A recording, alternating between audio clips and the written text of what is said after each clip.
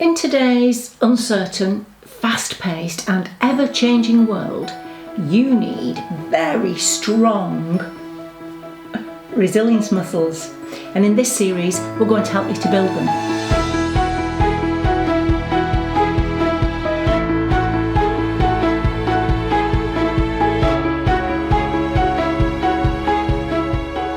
Hi, my name's L Conroy. Welcome to Happy Stuff and Fluff, a channel for women who are getting happy, living longer and growing younger.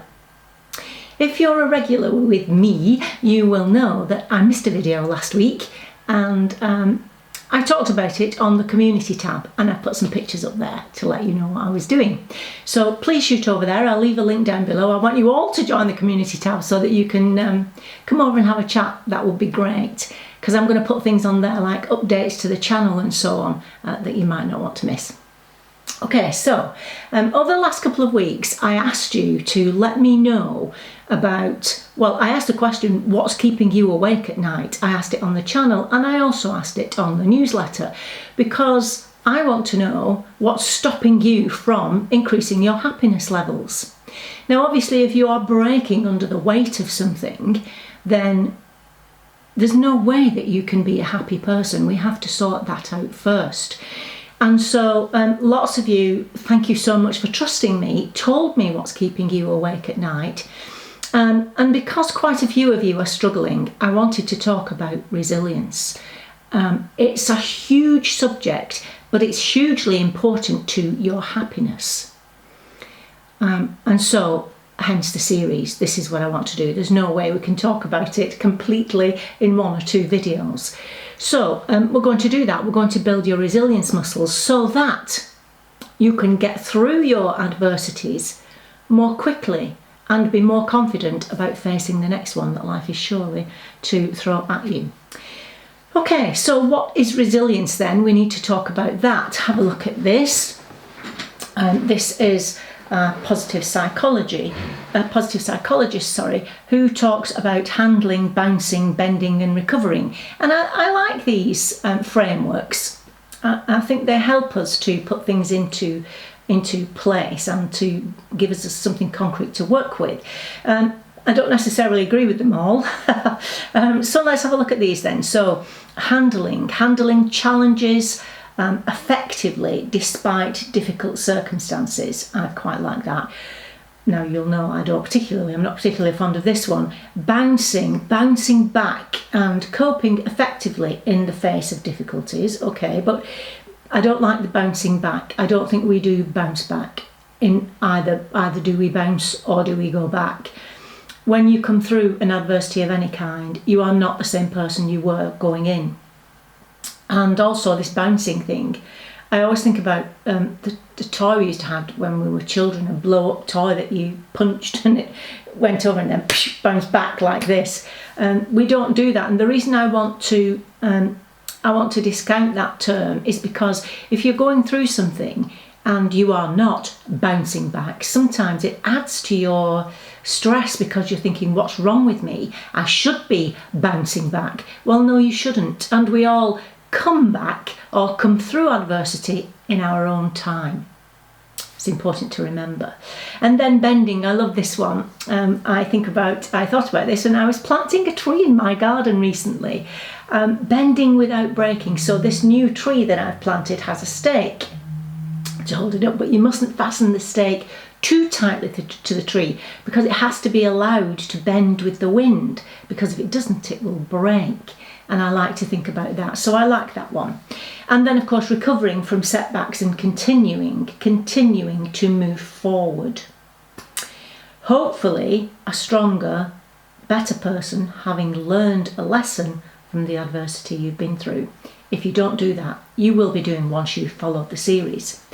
Okay, so a meaning of what does resilience mean? The process of adapting well in the face of adversity, trauma, threats or significant stress. Now, I've highlighted two words in this, the adapting and sources of stress. Adapting, first of all, it is about adapting, and guess what?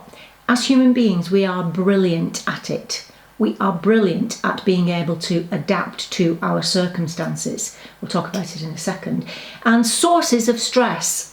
This is different for all of us, of course. This is why resilience is, as I've said already, a personal thing.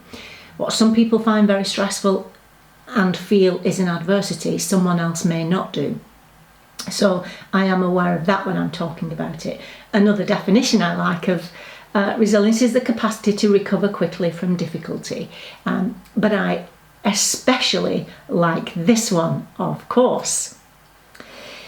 Resilience is about stitching your own silver linings. Now, I make no mistake for putting my book up here because this book is all about adversity. And just in case you are new and you may be asking yourself, who am I to be talking about adversity apart from my training, my personal development training and positive psychology training? In this book is all about what's happened to me and what's made me the resilient person that I am today. I am a resilient person, and it's because of all these things, and it's also because of positive psychology strategies and so on. So it's all about reaching for positive outcomes in negative circumstances. And if during the negative circumstance you cannot find a positive outcome, then you must learn to create your own. And that's what Stitch Your Own Silver Linings is all about.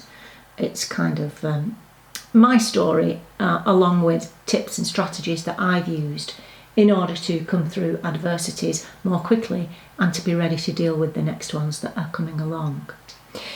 Okay, so if we bring all that down, then we've talked about handling and bouncing and bending and recovering and adapting and stitching your own silver linings, all of those things. And it's also about managing faulty thinking, which is at the root of it makes some adversities a lot worse than they need to be. Faulty thinking and negative emotions. So we need to address those too to stop you being dragged down into the downward spiral that I talk about a lot on this channel. Ultimately, resilience is about how to struggle well. How to struggle well through adversity. Adversity being hardship of states of hardship of some kind. So there are two types of adversity, but I love, before I get into that, I just have to say I love that struggling well, because it implies, it doesn't just implies, it lets us know that we all struggle. We all struggle, and let me something else. It's a good thing that we do. Adversity is good for us in as much as it helps us to grow and develop. It helps to build us as people and citizens, and it helps to build all kinds of good things, compassion, empathy, all of those things we're talking about as we go along. So the two types of adversity that we have to deal with, collective adversity and private adversity, of course they speak for themselves.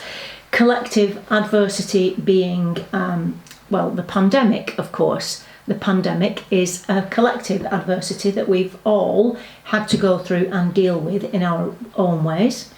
Shootings, terrorism or terrorist attacks, climate change and so on are all collective adversities. But then we have the personal and private adversities, of which there are many, of course.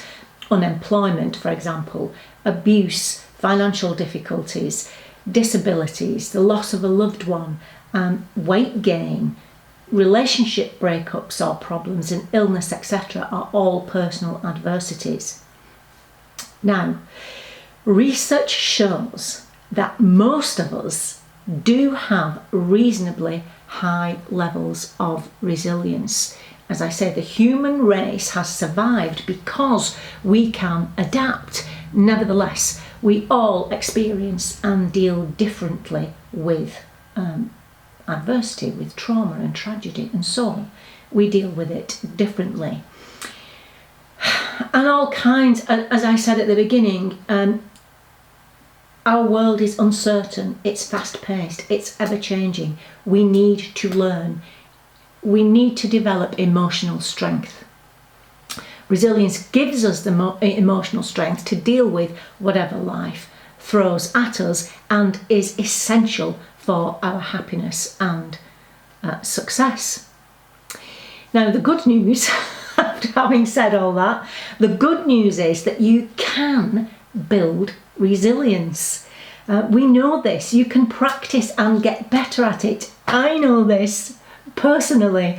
I know this. And over the coming weeks, as I said, we're going to build your resilience muscles. But I don't want to leave you without starting right now. So there's an exercise I want you to do. First of all, please give this video a thumbs up. You can do it now. I'll wait for you.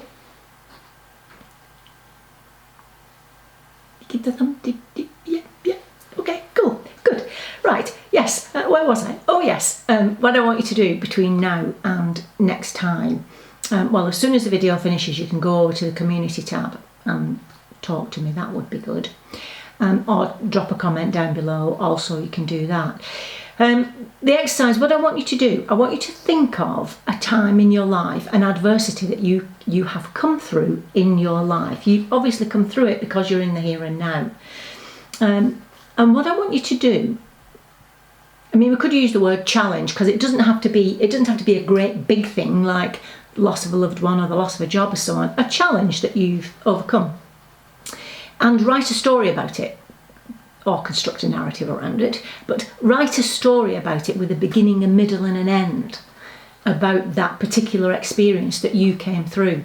Talk about, what started it, what it was, how you felt, what happened in the middle of it, but then how you came through it.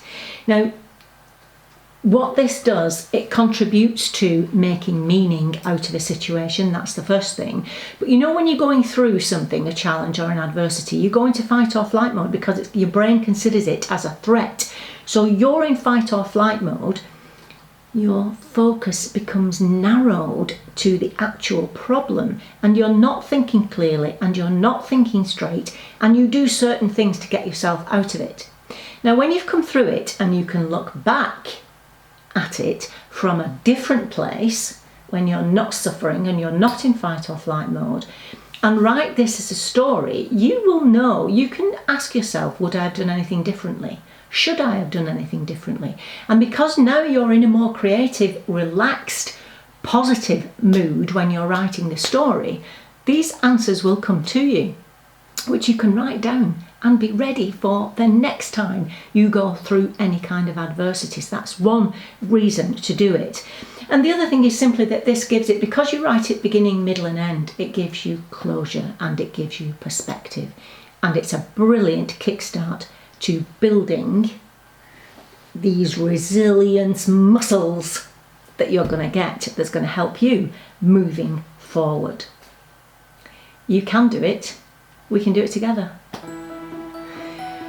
Okay, I'll see you next time. Till then, remember that we are getting happy, living longer and growing younger. See you soon. Bye-bye.